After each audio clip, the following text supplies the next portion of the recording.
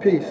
Lashawn Suga Ray Marston, activist, educator, humanitarian, just a brother, just a healer. Make the world a better place. Well, growing up in Southside, between Southside and Queensbridge, in the late 80s, early 90s, mid 90s, tons of violence, murder, drugs. It was all I seen. My dad was there, and he did try to keep me out of trouble, him and my mom.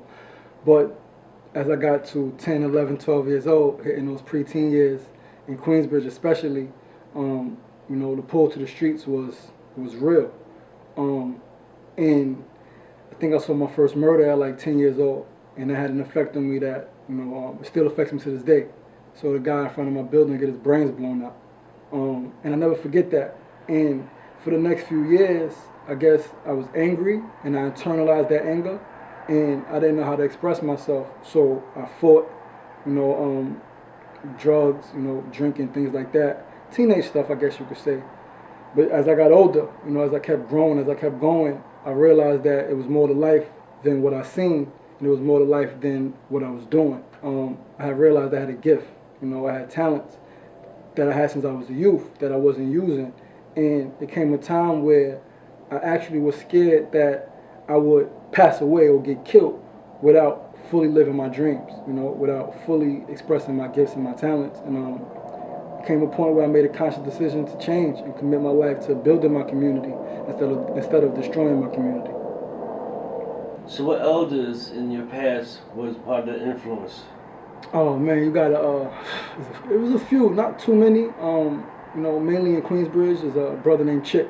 They called him Big Chick. We was in the community center after school program, and he was the OG in the community, you know what I mean? Everybody knew him. He had tons of respect. And he was one of the few people who really showed that he cared. Not only did he talk to us in the after school program and, take us on trips and things like that, but he would actually come to our crib. He would call us, if he knew where our mother or our parents worked, and if he couldn't get in contact with us, he would show up at their job just to check up on us, So it was him. You got a brother, James Moody, who's out in St. Thomas now. He goes by the name of Dr. Heru Shango. He was one of the first people who opened our eyes and got us to think differently, taught us that everything is not always what it seems. Don't believe everything you read, don't believe everything you hear, and don't even believe everything you see. You know what I mean? Always think about things. And that was at a time, that was I think like 97, 98, after Tupac had got killed, who had a big influence on my life musically, and then Biggie had got killed, and he was the first person to tell us that it was more to it than just the quote-unquote beef that we saw on TV. It was something behind that. So he had a great effect on my life as well. And brother out in Brooklyn, Dave Aarons, he was our social worker. He's a white boy, right? And we was younger, we hated him. But through consistency, we realized that he loved us. And even though he might not have had the same experience as us, he did care. And going through his own life, he had his own trials and tribulations that he was able to relate, maybe not directly, but he knew what it was to struggle. He knew what it was to want something and not have the outlets. So actually, he's one of my best friends now. We talk a lot. And then I would say just my cousin. My cousin, no matter how much trouble I got into, no matter how bad I was doing, he was one person who never pushed me away. You know what I mean? He always embraced me, and he would school me and give me jewels, but he wasn't overbearing. He wasn't forceful. He wasn't like a parent, like, yo, you better do this or else. It was like, yo, you got mad skills. You got mad talent. If you take half the time that you spend in the streets and put it to something positive, you'll be amazing. And through more trials and tribulations, that stuck with me. And now I hope I'm making them more proud. Working on a school actually out in LA. Me and my partner Naisha Williams. She's the CEO and founder of Sacred Divahood Incorporated. And we've been rocking for about 5-6 years now. It's an organization that works to serve inner city youth. Started working with young girls. Now, of course, young boys. I'm a guy, so of course I have an affinity to my young brothers. I definitely see the necessity for nurturing our girls, right, without question. I believe also from just growing up in the streets that as the women leads, the men follow. I know for a fact that if some of the women when I was younger would have, been more, I guess, stiff in a position of not messing with dudes in the streets, eventually it will have stuck in like, yo, whoa, what am I doing? Like, these beautiful sisters don't like dudes in the streets, risking their life and their freedom. So, working with her to build young girls, working together to build young boys, and we're actually creating Sacred Arts Academy, full-time K through 12 art school. Again, me being melanated, being black, being African, I know that art and the ancient sciences are keys to our, I guess you could say, our liberation. As we learn how to express ourselves, as we learn how to connect with our inner self and connect with the world around us, the universe, then we can go inside and empower ourselves and get up out the situation. So it starts with education. So we're going to LA to do that with a goal of within 3 to 5 years be back on the East Coast. She's from Jersey, Newark, and I'm from Queens. So we definitely want to be back here and make it happen. Additionally with that, working with some young people, right? Blackout, young people from Brooklyn, Bronx, all over the city to gain our independence here in America. As blacks here in America, in a lot of different statistical categories, we would be more advanced than some countries, than some developed countries, if we had our own country. And here in 2014, going into 2015, with, I guess you could say, the rise of police terrorism. Not even police brutality. Police brutality is the physical abuse, but the police terrorism is the police in our communities, in our peaceful communities, and during times when we're celebrating and we're chilling, and they're just there with guns, intimidating us or trying to intimidate us. And we saying that we need our own government. We need to be able to govern ourselves. We're peaceful people. We don't want problems. We don't want violence. We don't want to hurt nobody, and we don't want our people getting hurt. But my whole life, 30 years, we've been getting slaughtered and abused and terrorized, by our own government. And we think it's time to make some changes. However we could do that, we're gonna work to make that happen. Oh man, I just finished my first year in farm school. That was beautiful, and that has a funny story as well. Not until maybe 2 or 3 years ago that I started to notice or realize how important agriculture was to our independence, or to our health, right? To our empowerment, to our sustainability. I started talking on Facebook about how we need to get back to the earth. We need to get back to growing our own food. And a brother, Lee Gordon out in Detroit, commented on one of my posts and was like, contact this sister up in Harlem, Sister Santua Harris, one of the elders who recently became a key part of my life. So I reached out to her and sent her an email. And I was like, I don't know who you are. I know you don't know me, but I'm strongly interested in agriculture, and I was told that you could point me in the right direction. So she invited me out to City College. Went over there, met with her. We talked, and what was funny, because that day when I spoke to her at City College, I'm listening to a young dude talk about racial justice and social justice and how it's all mixed in with agriculture, and how getting into agriculture helped him realize some of the injustices that were committed against our people in terms of land, in terms of our farmers and the farm bill and things like that. So me being who I am, I introduced myself. I said, peace, bro, Sugar Ray, how are you? He told me his name was Mike Raven. We talked for about 15, 20 minutes. We was doing the Being Black in America event, had young men writing essays about their personal experiences being young black men in America. And I had an interesting story. Actually, he was mixed. His mother was from Tanzania, Africa. Father was born here in America, in the Bronx, but his grandparents were from India.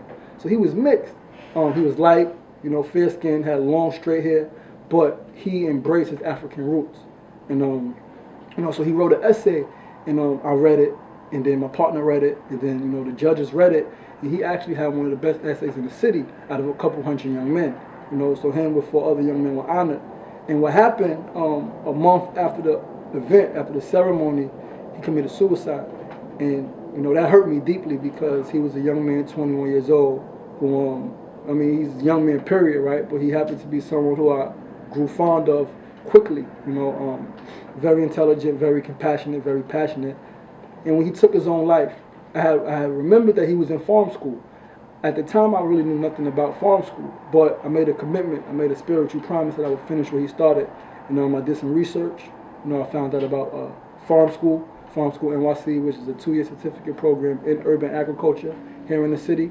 And a year and a half later, I just finished my first year. It's been tough, it's been long, but every step of the way he's with me. And I know that not only through, not only spiritually, but scientifically, it's proven that we're working together. You know what I mean? Life is everlasting, whether you talk in the spiritual sense or in the physical sense. Though his body decomposed, he went back to the earth. So me working with the earth, in my mind, is I'm still working with him. I'm still working with my little bro. We still working to make a better way for our people and help make the earth a better place for all people, really. So if you had opportunity, to say something to this generation, what would it be? Know thyself. It's said throughout scripture, whether the Christian religion or the Muslim religion or in Buddhism or in, the Vedic culture, all throughout the ancient texts, all the world teachers said know thyself. Know thyself because knowing thyself helps us to understand our thoughts, how our thoughts affect our feelings, how our thoughts and feelings then affect our actions. Not only in knowing ourselves do we know who we are, but in knowing ourselves we come to know others. And only in knowing thyself can you free yourself. Only in knowing yourself can you liberate yourself. Can you know who you are, where you come from, what are you? What are your passions? What are your talents? What are your skills? What are your weaknesses? What do you have to work on? What do you like? What don't you like? How do you react in certain situations? And myself, still pretty young, reflecting on times when I got in trouble, it was because I didn't know myself. People would push my buttons and I didn't know how to react. I wasn't able to catch my thought before it became a feeling, before it became an action. And not knowing myself led to trouble, years of trouble and trauma and pain that I wish on no one else. So to my young brothers and sisters, know yourself, study yourself, love yourself, accept yourself. We're all different and that's okay. Some of us like blue, some of us like red. Some of us like to go fast, some of us like to go slow. There's nothing wrong with that. But when we don't know who we are, we can't appreciate or accept another person's differences. Some of us are real loud and aggressive. There's nothing wrong with that. That's who we are. We're natural people, especially as blacks. We like to express ourselves. We're passionate people. And again, only in knowing ourselves can we understand that and be comfortable with that. And what's going on now is that because we don't know ourselves and other people don't know themselves, when you got two people who don't know who they are and they're in the same environment, going through the similar struggles. Right now a lot of our young men are growing up, fathers are in prison or fathers are not there. Mothers might be on drugs or might have multiple children. They don't have time to give or to dedicate, an unlimited amount of time to a young man or young woman that they may want. So because we don't know ourselves, rather than being able to communicate with our parent or with our loved one or with even people in the street, we turn violent. We turn to drugs, smoking a lot of weed. Now we got Molly and ecstasy our young people are getting into, drinking, 13, 14, 15 years old, talking about turn up. And I dig it. Like, I respect it, you know what I mean? Because you want to live your life and you want to live full. But we got to remember that we have a purpose, And what I see is that a lot of us are going around not knowing our purpose, and you can kind of say purposeless. And we're destroying ourselves. We're destroying ourselves personally. We're destroying ourselves as a people, as a race, and we're destroying our communities, And again, it comes back to not being connected, not feeling connected to your community, not feeling connected to your brother or your sister, not feeling connected even to yourself. Thoughts are one way, feelings are another way, and then actions are just sporadic, impulsive.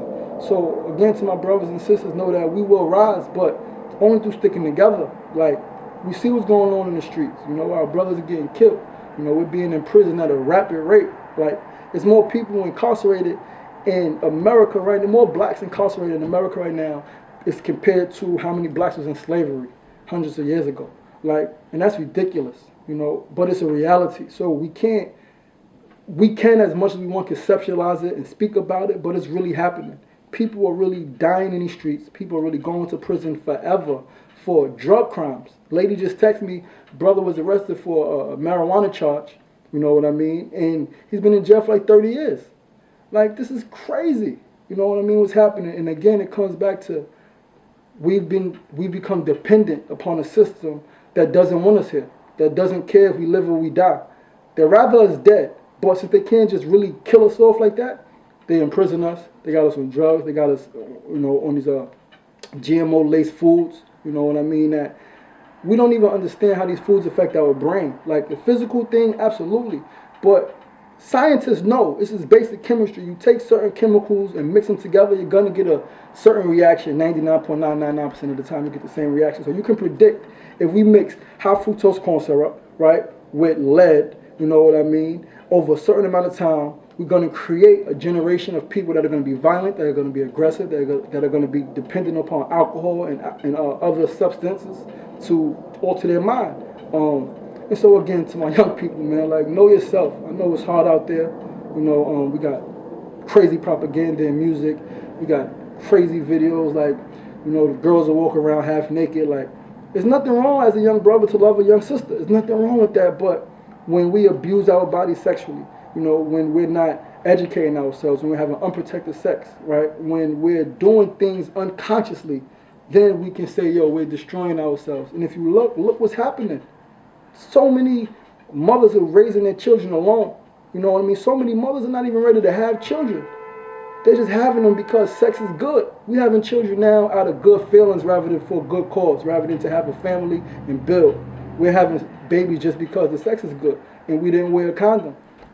So again, please, to my brothers and my sisters, like, know yourself. Don't be scared to sit in silence, and what happens is when we sit in silence, we're faced with our demons. I know I've been there. But don't be scared. Cry, let it out, man. We've been through pain. We've been through suffering for so long. We're hurting inside as a people. And again, it's okay. It's okay to cry. It's okay to go and scream and flip and hit the wall and, you know what I mean? Like, get a punching bag and let that steam out. You know what I mean? If you young and you a couple, male and female, then, sex is a great medicine, man. It's therapy. Do it, but do it. Protect yourself. Do it wisely. And I guarantee you that once you get on a path of knowing who you are, those things, struggle will still exist in the world. Things will become easier. Your sight will be clear. You will be able to see where you're going. You will be able to know what's happening, know what's going on, whereas instead of being confused and lost and feeling like the world is over, this is just a struggle. This is just a stumbling block. But because you know who you are, you know that it's not the end. So again, know yourselves. Love yourself, please. 2015 is approaching us fast. We all got hopes. We all got dreams. Live your dreams. If you feel like no one around you who want to support you or love you, reach out to me, Suga Ray. Reach out to Black, Encounters in Black Tradition. Reach out to somebody. There's plenty of people out here that care, that love you for who you are, that want to see you succeed, that don't want you dead in the streets, that don't want you in prison. It's so much, It's so much. Know that you are not alone. Know that you are a part of greatness. You are royalty. You know what I mean? Yes, we come from slavery, right? But slavery is the smallest part of our history. Like, it's only a couple hundred years compared to hundreds of thousands of years of living good, of being on top. Let's get back to that. Let's not act like animals. You know what I mean? We're animalistic, but we don't have to act like that. We can channel that energy and be animalistic on the beat. You do music, go ham on the beat. You know what I mean? You make films, go ham behind the camera. Go ham in front of the camera. You know what I mean? Go ham on them scores in school. Whatever you do, do it. Be great, because you're great by nature. But know who you are. Embrace your greatness. Embrace your passion. And live. Please, live. Life is short, right? It's here today, gone tomorrow.